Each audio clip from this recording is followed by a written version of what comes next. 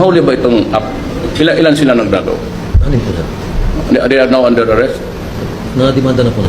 Patayin mo na lang. Patayin mo na lang. Hindi niyong gawin, ako ang papatay dyan. Isasalvage natin.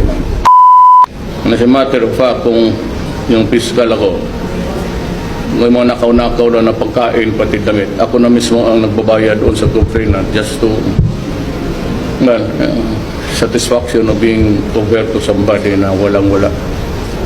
Itong nangyari kahapon, I would demand that there will be justice instant. Kung sino yung provider, service provider dyan, you terminate the contract and look for another one.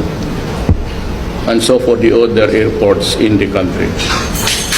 I do not want it repeated ever again. Talagang yayariin kita. And so itong nandito, people must see clearly that even to the small man, Filipino, there is justice for him. So I would also demand that the airport authorities should call the complainant and make amends. Maybe in public, to apologize for the sloppy job that we are doing. Matagal na kasi ito eh. I don't know if you know me. Taga-probinsya lang ako, pero hindi naman ako nagpapayabang. Be careful pag sinabi ko sa publiko ngayon. Yan talaga. Pag sinabi kong sipain kita sa publiko, sisipain talaga kita. That's so, even during sa college sublo na, pag sinabi kong barinin kita, pabarinin talaga kita. And itong napupundin ako, lalo na sa maliit na tao. Yung MEAS score na yun, I don't know who's that, sino yan, di mas kanila yan. Better go quietly.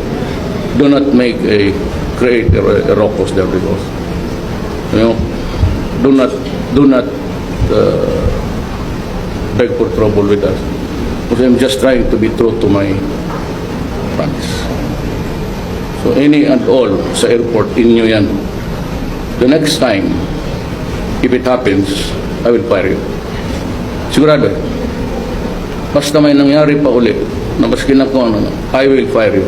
Nahuli ba itong app? Ilan sila nagdagaw? Ano po sir? They are now under arrest? Nakademanda na po na. Detained? Nagpiyasa po ata. How were they discovered to commit the crime?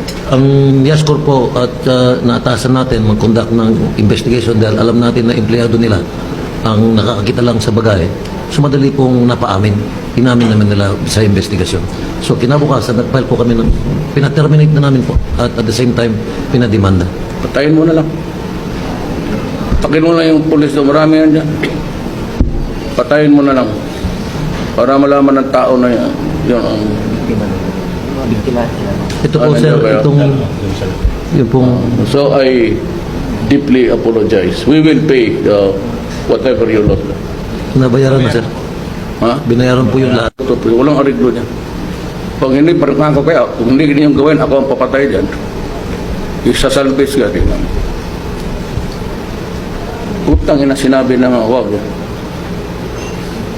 May mo talaga sa score na yes, gusto niyo kayong pumatay niya kapag hindi kayo ang bibirahin ko. Pilipino hindi matuto pag hindi mo ginanon eh. Or they continue to do it unless you put a stop to it. And I would not hesitate to take you out. Total, marami na lang rin akong kaso dyan. Dagdagan ko na lang. Dinaligo naman ako, basa na ako, maliligo tayo nito. Kung may isa pa, pati yung warning the police also, pag may isa, putang ina, ipapakain ko talaga sa inyo in public. Sid General Peña was my regional director and chief of police for the longest time. Ipalunok ko talaga sa iyo bala. Total, lalabas man rin niya.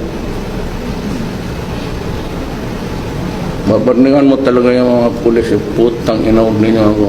Do not fuck with government.